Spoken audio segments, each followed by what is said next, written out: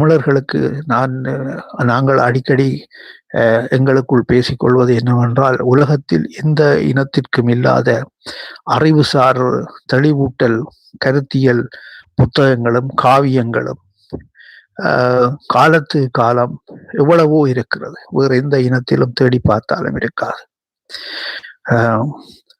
திருக்குறள் முதல் இறுதியாக பாரதிதாசனின் கவிதைகள் வரை, பட்டுக்கோட்டையின் கவிதைகள் வரை ஒரு விழிப்புணர்வு கருத்தியலுடனான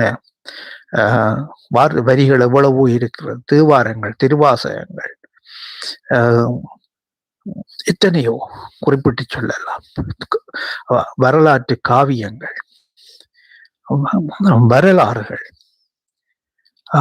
அகநானூறு, புறநானூறு, அவர்களுடைய வீர வரலாறு, வாழ்வியல் வரலாறு, காதல், மானம், வீரம், இவ்வாறு அனைத்து வகையான ஒரு விழுமியங்களுக்குமான அறிவியல் புத்தகங்கள்